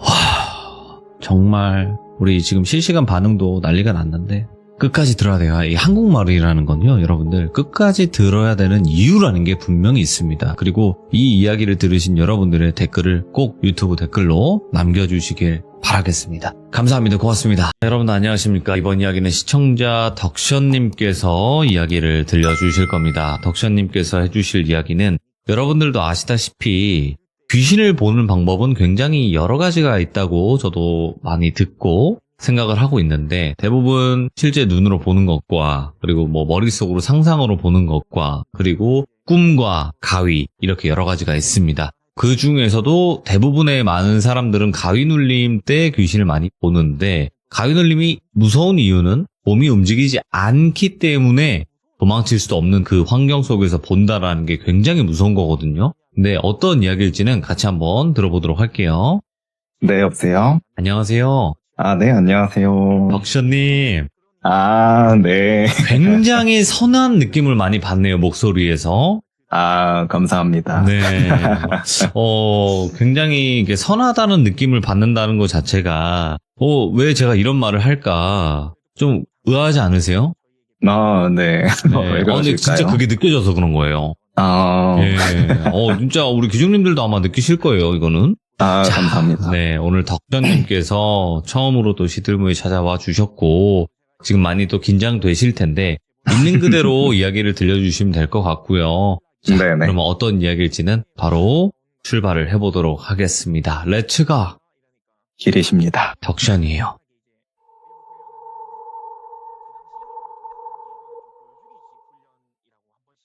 이 이야기는 꽤 오래되고 저한테 조금 길긴 이야기이기도 한데요. 최근에서야 조금 정리가 돼가지고 여자친구가 너무 자주 보는 이렇게 돌비 라디오에 제보하게 되었습니다. 아, 여자친구가 하라고 했구나. 네, 여자친구분 혹시 옆에 계신가요? 지금은 없고 아마 듣고는 있을 것 같아요. 아이고, 감사드립니다. 네, 그래서 이야기를 계속 이어가자면은 저는 대학교를 지방에서 나오게 되어가지고 군대 전역 후에 이제 지방에서 자취를 하게 되었어요. 그 당시만 해도 저는 귀신을 안 믿는 사람이었는데요.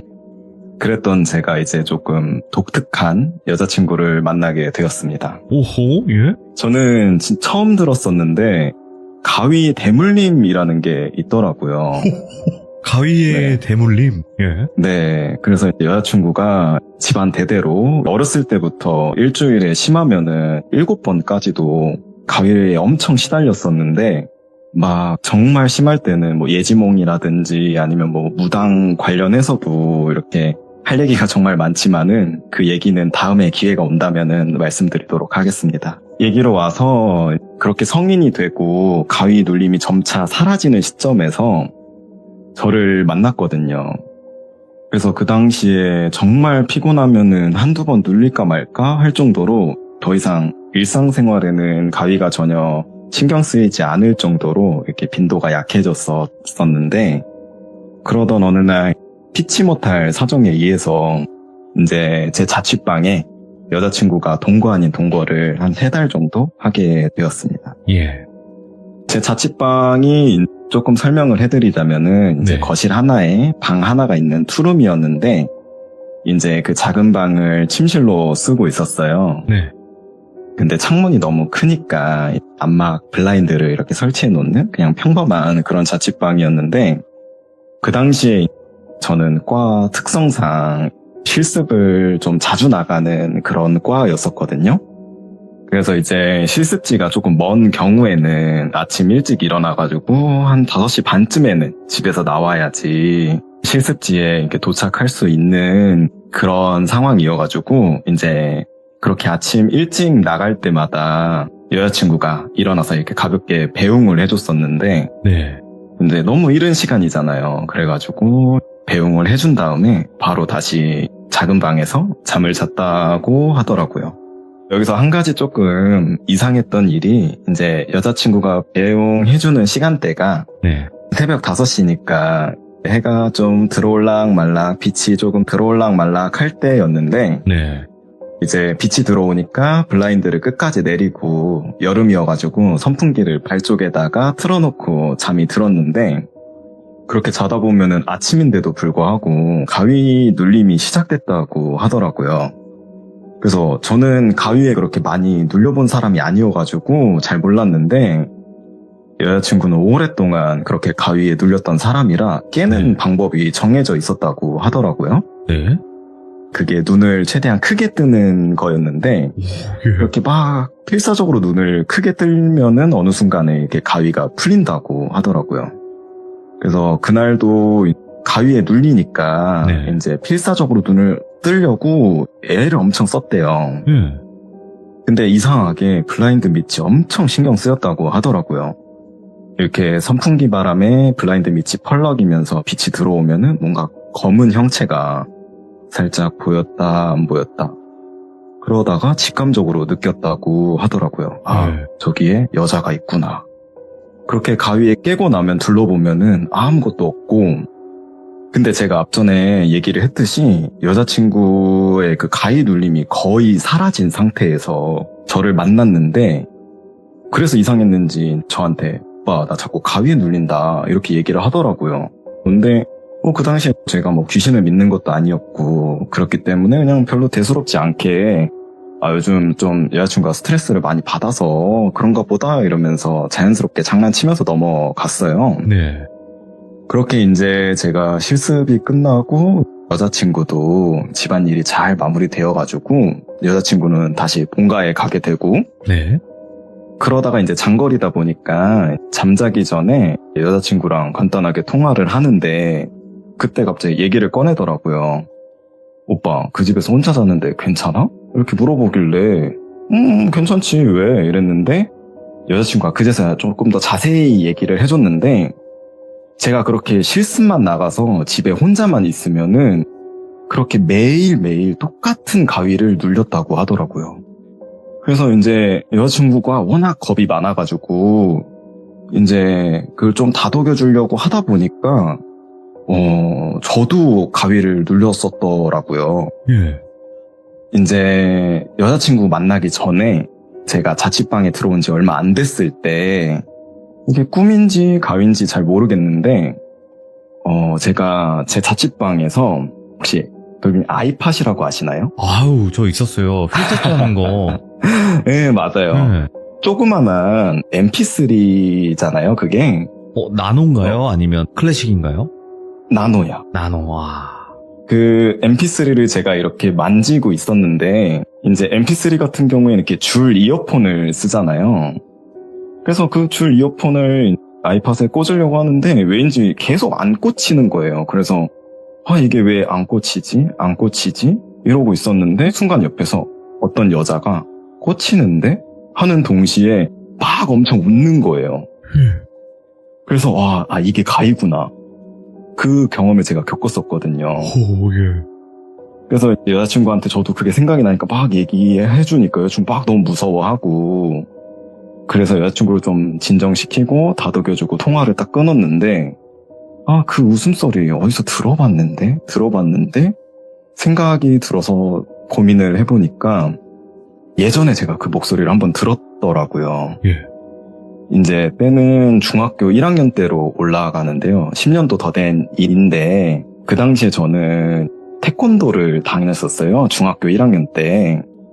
제가 그때 저녁 8시 부를 했었는데 8시 부가 한 9시 반이면은 끝나는데 이제 저희 집은 부모님이 맞벌이이신데다가 출장도 좀 잦으시고 태권도장도 그렇게 집에서 멀지 않아서 통금이라는 게 딱히 없었어요.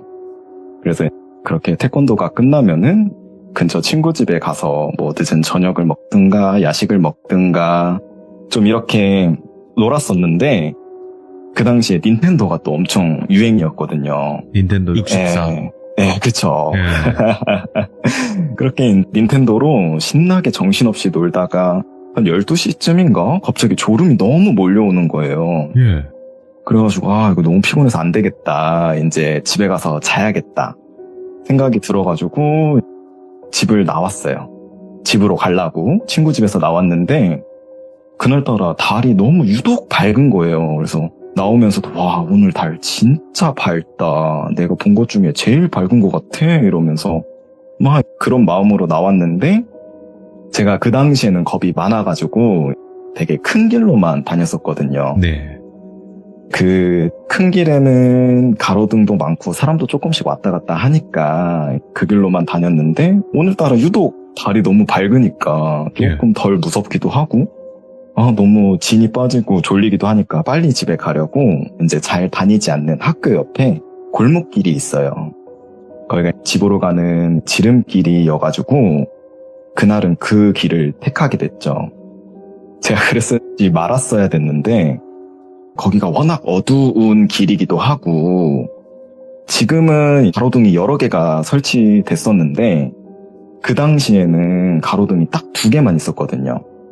그 골목길 초입부에 하나 그리고 중간 지점에 하나 이렇게 딱 2개 있었는데 요즘 그런 가로등이 아니라 저희 옛날에 그 주황 색깔 불빛 나는 가로등 아세요? 옛날엔 다 그랬죠. 요즘 LED지만. 그쵸. 예. 네, 그땐 흰색 그런 LED가 아니라 네. 그런 이제 주황 색깔 가로등이었는데 이제 이게 살짝 오르막길이다 보니까 골목길 초입부에서 그 중간 지점에 있는 가로등이 보여요.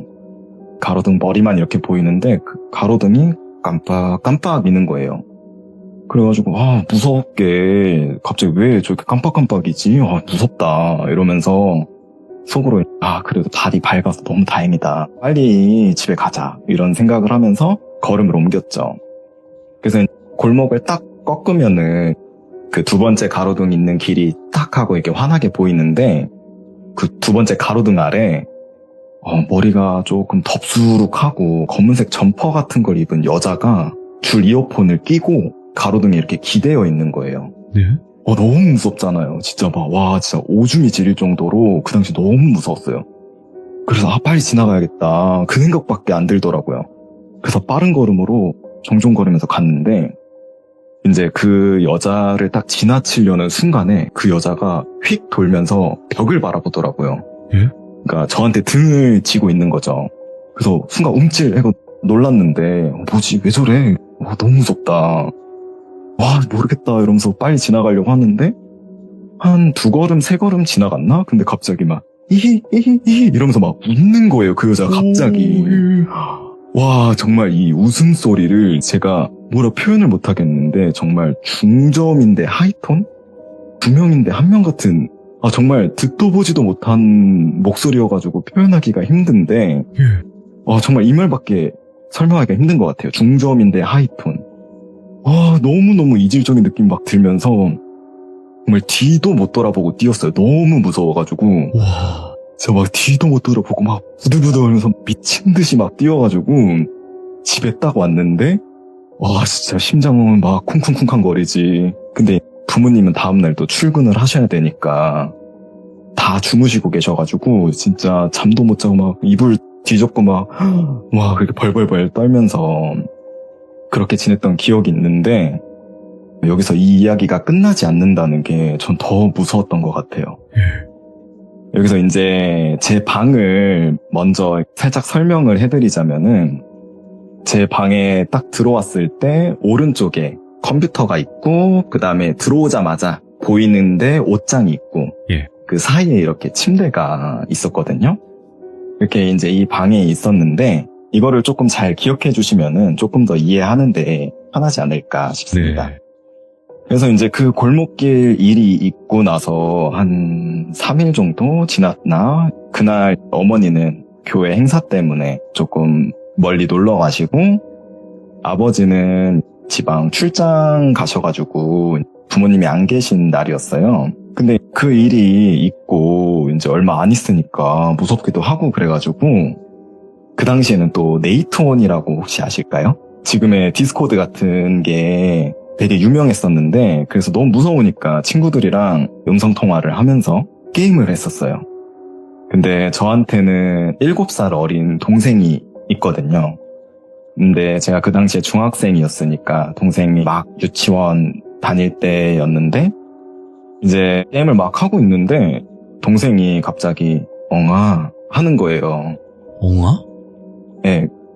그러니까 제 동생이 형이라고 안 하고 엉아라고 하는 그런 버릇이 있었어요. 네. 네. 그래서 저는 헤드셋 끼고 음성 채팅하면서 게임하고 있는데 갑자기 엉아 하니까 뭐지? 이러면서 그냥 게임하면서 왜? 이랬어요.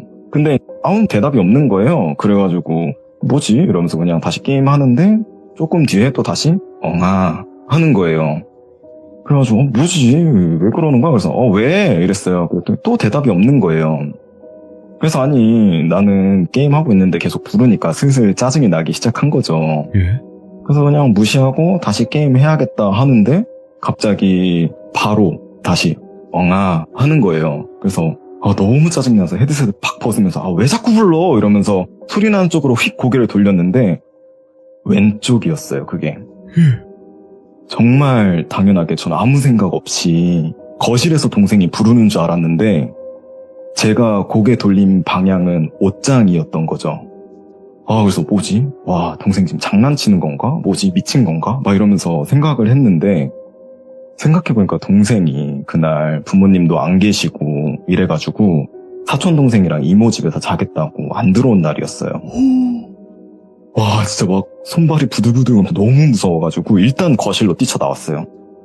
거실로 뛰쳐나왔는데 이제 그때 강아지를 키웠는데 예. 제가 방에서 나오면은 뭐 꼬리를 흔든다든지 아니면은 뭐 방방 뛰면서 반겨준다든지 그런 게 있어야 됐는데 정말 망부석처럼 움직임이 없는 거예요. 그래서 뭐야 이러면서 너무 무서워가지고 이제 엄마 아빠한테 전화해야겠다 막 고민하려고 하는데 갑자기 또 제 방에서 엉아 이렇게 들리는데 이번엔 그 동생 목소리가 아닌 3일 전쯤 골목길에서 들었던 그 이질적인 목소리로 엉아라고 부르는 거예요.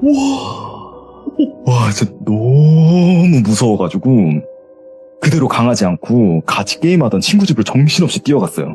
제가 미친 듯이 뛰어와가지고 막 문 두드리면서 문 열라고 막 이랬어가지고 이제 다음날 부모님이 오셔가지고 제가 겪은 일들을 미친 듯이 막 쏘아붙이면서 얘기를 했어요. 예.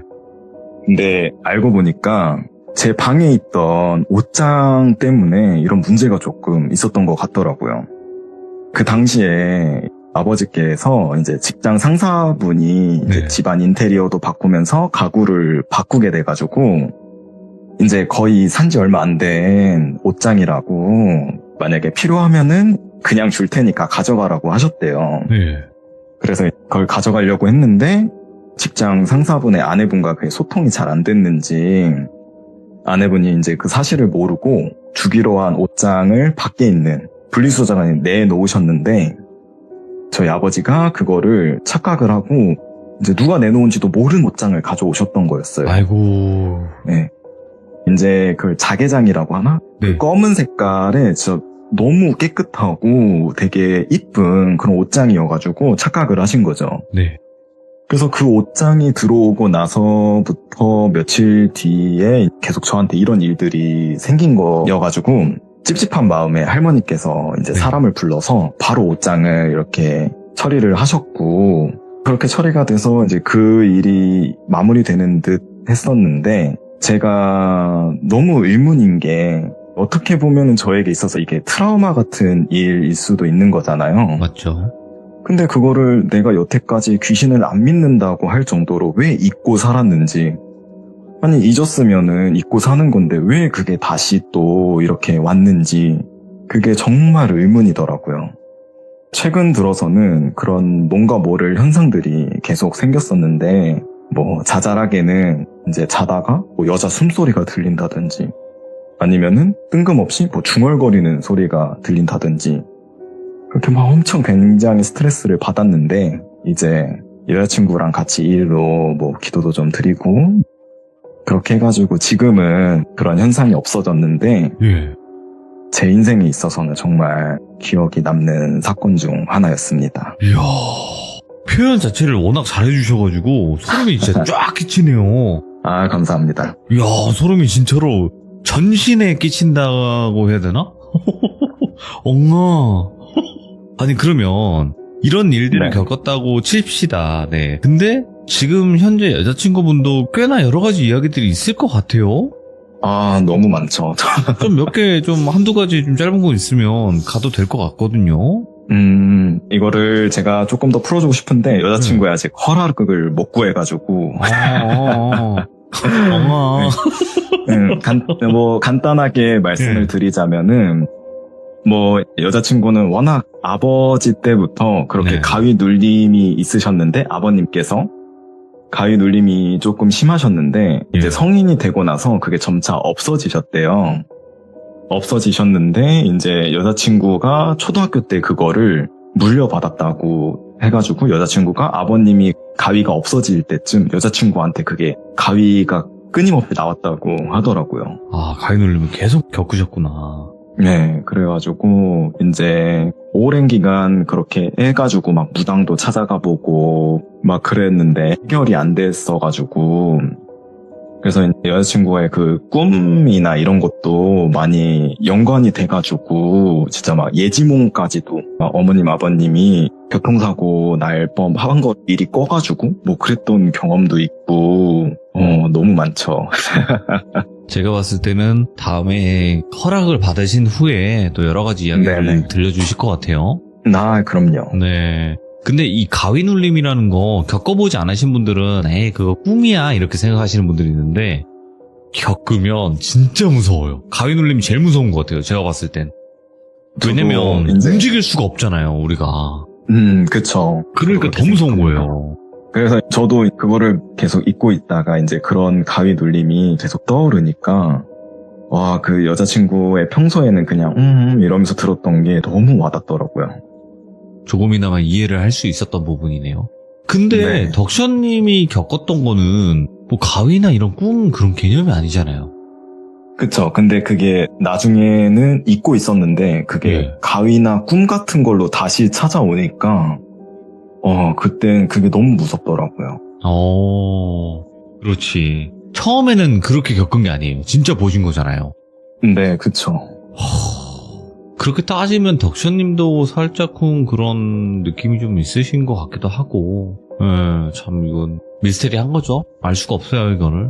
그쵸. 그래서 저도 이제 왜 그걸 잊고 살았는지, 그게 지금 왜 다시 왔는지 정말 너무 궁금한데, 네, 뭐 제 주변에는 이렇게 흔히 뭐 그러신 분들이 없어가지고 네, 의문점으로 남기면서 근데 지금 당장 이제 그게 다시는 없고 해결됐다는 게 너무나도 저한테는 행복합니다. 그렇죠. 네. 자, 오늘 덕션님께서 처음에 또 준비해 주신 이야기가 있는 거고 다음에 또 준비가 되시면 저에게 또 먼저 말씀을 해주시면 좋을 것 같습니다. 네. 그리고 여자친구분께 혹시 뭐 하실 말씀 있나요? 듣고 계신다면?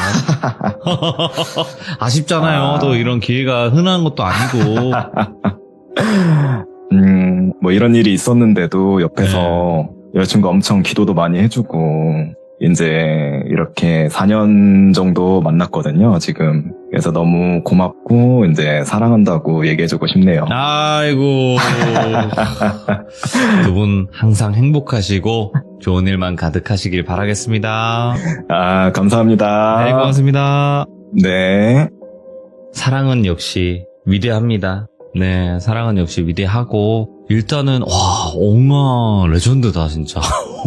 소름이 쫙쫙 끼쳤어요, 진짜로. 엉아. 그러니까 여러분들 이게 굉장히 여러분들께 말씀드리고 싶었던 게 뭐냐면 덕션님 같이 자극적이지 않았거든요, 이번 이야기. 근데 표현을 이렇게 하는 거에 따라서 공포는 엄청나게 크게 다가와요. 상상하게 되고 그 상상이 결국에는 어마무시한 공포를 가져오거든요. 그래서 혹시라도 이야기하실 분들은 이렇게 표현해 주시면 굉장히 좋다라는 거 다시 한번 말씀드리고 싶습니다. 시청해주신 모든 분들 감사드립니다. 고맙습니다.